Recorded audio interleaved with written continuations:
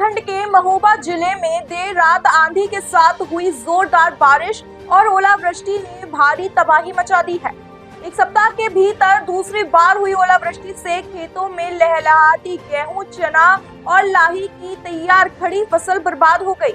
यही खेतों में कटी मटर काली होकर सड़ने लगी है। इस दैवीय आपदा से आक्रोशित अन्नदाता किसान सड़क पर जाम लगाकर मुआवजे की मांग कर रहा है। किसानों ने जमकर नारेबाजी करते हुए हंगामा किया है।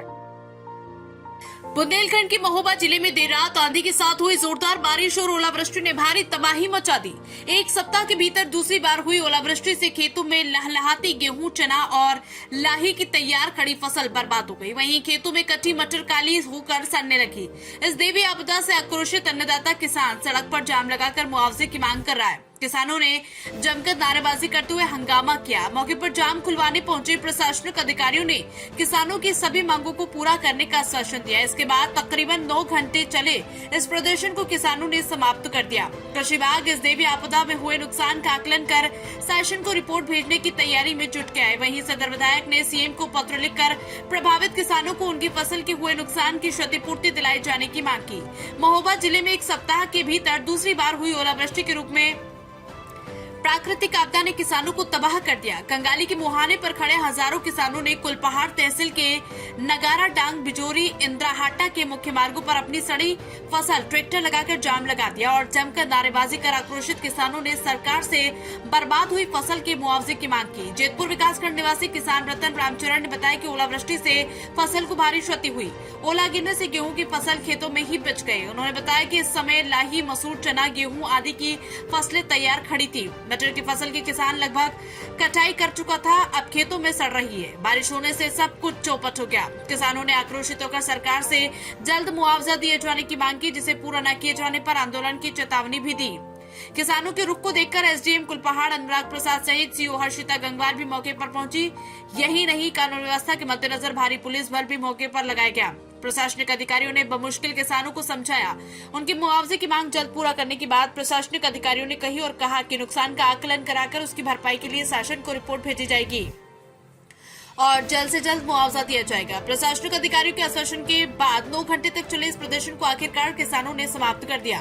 लेकिन किसानों ने साफ तौर पर कहा कि यदि उनकी मांग जल्द पूरी नहीं की गई तो किसान बड़ा आंदोलन भी करेंगे। किसान इस कदर आक्रोशित था कि अपने हाथों में खेतों में बरसे बर्फ के टुकड़े लेकर अपनी बदहाली को बताते दिखाई दिए। वहीं एसडीएम अनुराग प्रसाद ने किसानों को समझाने के लिए पुलिस वाहन में लगे माइक का सहारा लेकर उन्हें हर मदद का शासन से कहा। वह देवी आपदा में प्रशासनिक अधिकारी भी उनके साथ है और हर प्रकार की मदद और मुआवजा दिलाने का काम अधिकारी करेंगे। तब कहीं जाकर किसानों ने प्रदर्शन को समाप्त किया। वहीं दूसरी तरफ सदर विधायक राकेश गोस्वामी व एमएलसी जितेंद्र सिंह सेंगर ने भी मुख्यमंत्री को पत्र भेजकर जिले में लगातार असमय हो रही बारिश व ओलावृष्टि से हुए फसलों के नुकसान की क्षतिपूर्ति दिलाए जाने की मांग की। विधायक ने शासन स्तर पर वार्ता कर जल्द ही किसानों को क्षतिपूर्ति दिलाने का आश्वासन दिया। सदर विधायक ने कहा कि आपदा पर किसी का बस नहीं, किसानों के ऊपर जो आफत टूटी उसमें सरकार उनके साथ है। मदद और मुआवजा के लिए मुख्यमंत्री को पत्र भेज दिया गया। जल्द ही किसानों को राहत राशि दी जाएगी। चाणक्य न्यूज इंडिया के लिए प्रदीप पंसारी की रिपोर्ट।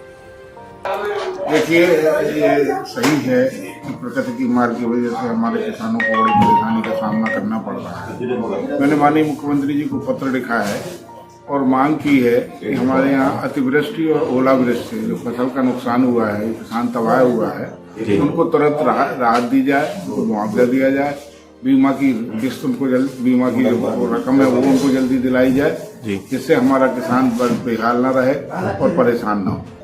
किसान जगह जगह प्रदर्शन कर रहे हैं, ऐसे में किसानों के लिए क्या कहेंगे? देखिए, किसानों को प्रदर्शन स्वाभाविक है, उनका आक्रोश स्वाभाविक है। अब प्रकृति के आगे किसी का जोर तो है नहीं, ना तो इसमें किसी दैवीय आपदा है ये, और दैवीय आपदा के आगे किसी का बस नहीं होता है। लेकिन हमारी सरकार, हमारे मुख्यमंत्री योगी आदित्यनाथ जी और प्रधानमंत्री नरेंद्र मोदी जी हमेशा पीड़ित के साथ खड़े रहते हैं और वो ध्यान रखते हैं कि हमें कहाँ कैसे राहत पहुँचानी है।